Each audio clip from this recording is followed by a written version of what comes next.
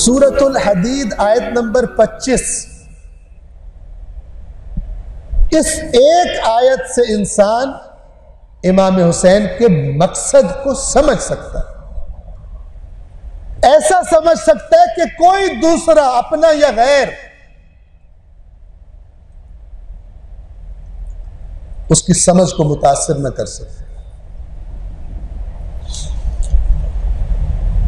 کیا فرمایا؟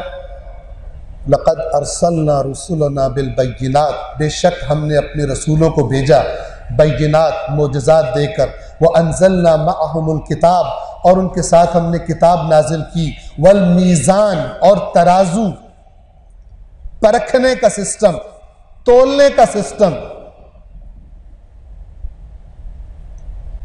کس لیے سارے کے سارے رسول بھیجے گئے؟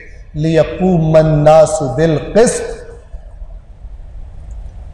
تاکہ لوگ عدل پر مبنی معاشرہ قائم کریں، عدل پر مبنی انسانوں کی زندگیاں ہو جائیں۔ انبیاء صرف خوش ورد اور وظیفے سکھانے کے لیے نہیں آئے تھے۔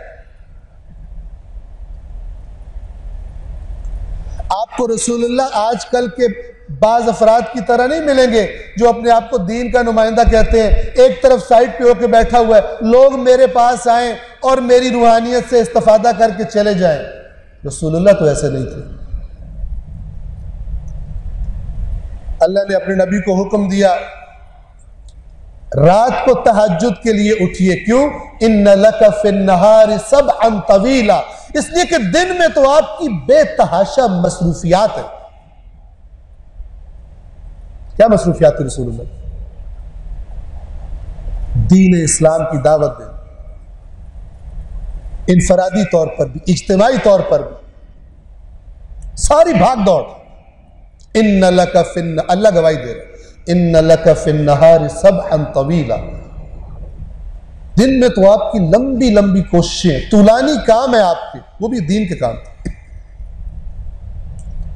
رات کو عبادت، ایک صلوات پڑھیے محمد والے۔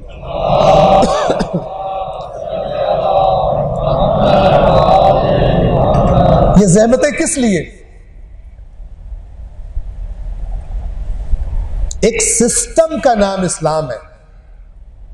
اسلام یہ نہیں ہے کہ میں دیکھوں کہ میرے سامنے چند ڈشز پڑی ہوئی ہیں، چند ڈونگے پڑے ہوئے ہیں کھانوں کے، میرا دل کرے ایک بیچ میں سے لے لوں، دو لے لوں، باقی چھوڑ، مجھے نہیں چاہیے۔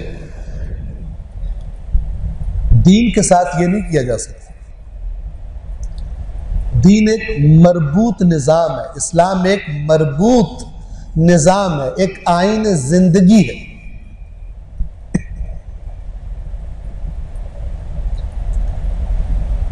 جب تمام انبیاء کے بھیجے جانے کا مقصد قیام عدل ہے، تو پھر جو ہم بچپن سے سنتے آتے ہیں کہ سارے نبیوں کی محنت بچائی حسین نے، تو حسین کا مقصد کیا ہوگا؟